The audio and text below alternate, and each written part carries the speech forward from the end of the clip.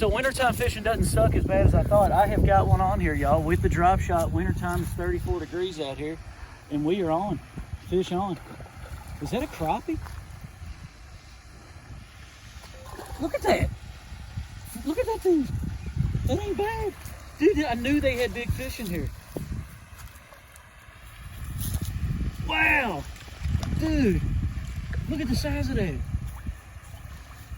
Hooked him perfect. Oh, come on, stay on there, stay on there. What? They are in here, man. I knew these big dogs were in here. Are you kidding me? The drop shot, right there, that is a hog. I did not know Park Ridge had bass like this. Rick, I'm glad we came out, brother. Drop shot.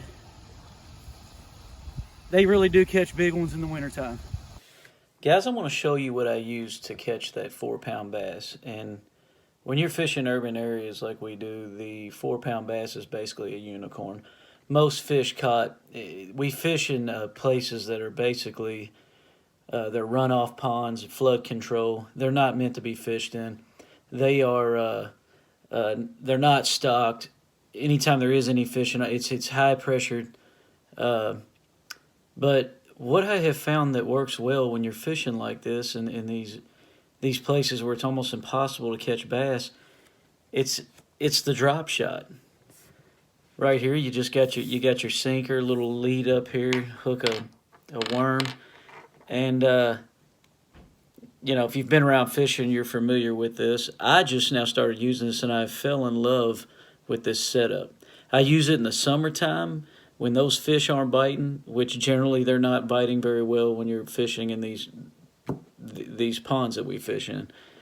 And it worked both ways. At wintertime, you probably got the same behavior. It's a bass that doesn't want to do much, whether that's due to pressure or the time of the day. But in this case, it was around, I don't know, it must have been about 30, maybe 34 degrees outside. You know, mid-December in Kentucky, which is, you know, it can get pretty cold. And I caught the biggest bass I've ever caught, and I couldn't even believe there was a 4-pounder in this pond. And the color I used was this green pumpkin. You know, I've looked at some things online, watched different videos, and people were suggesting you know, natural colors. Green is a great color in clear water. And I started off with a jig. From my video with the stone jigging, I used that technique at first. And I threw it over into an area, and I was dragging it really slow. But I could feel that fish like they do when they're not feeling when they're not active. I could feel him sort of almost investigate the jig. I'd move it along, and it almost felt like when you're fishing on a nest where they'll just kind of pick it up and throw it.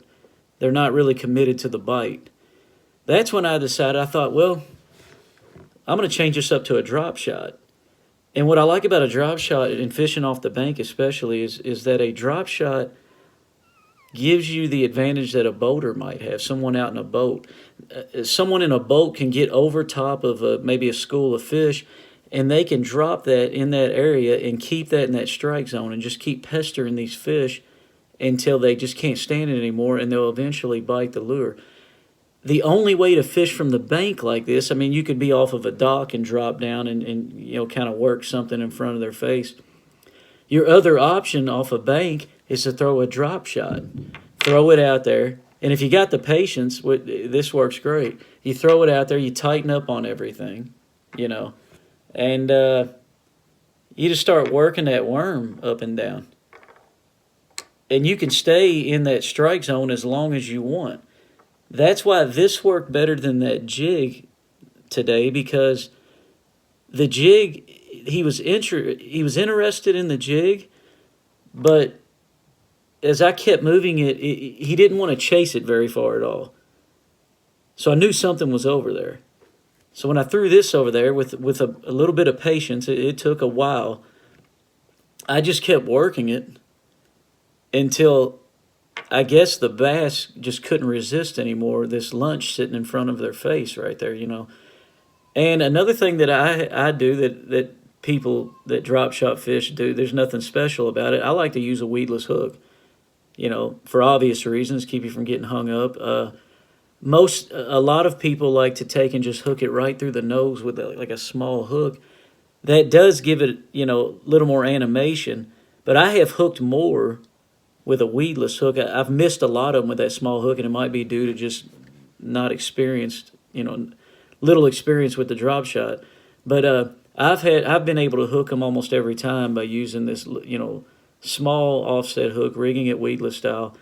I find it easier to hook the fish because it gets tricky with that smaller hook. You got to really get the feel for it. This here I was able just to, I guess it was like no effort. I set the hook like I would anything else. So today we used the green, this green pumpkin worm, kind of thin. I sat my weight was maybe a foot. I just shortened this to show you all out there, but and with some patience and I believe the change in color helped out a little bit. I was able to pull a unicorn out. A 4-pound bass is not much to talk about when you look at the broader perspective of things. A 4-pound bass is nothing really to brag about, but fishing these areas that we fish in runoff ponds with a lot of pressure on them, ponds that aren't stocked. These are not farm ponds. They're suburban ponds meant for flood control, basically. To be able to pull a 4-pound bass out of something like that is really a feat. And we've been doing this a while, and every now and then you get one of these hogs. It's rare, and when it happens, it feels more amazing just due to the circumstances than you might feel out in a real big body of water like Kentucky Lake, where there's quality bass out there. But to get a 4-pounder out of an urban pond is, man, it's almost impossible, it seems like. But anyways, the drop shot, I'm going to continue to use it. I'm in love with it, and I'm going to continue to fish this winter. I've never fished in the wintertime, and I'm going to start fishing all year now. And I'm going to keep on using this technique until it just quits working for me. I think I'm going to have a lot of success, and I'll put all the videos out there of some of these bass I catch. Steve Stewart, Urban Anglers.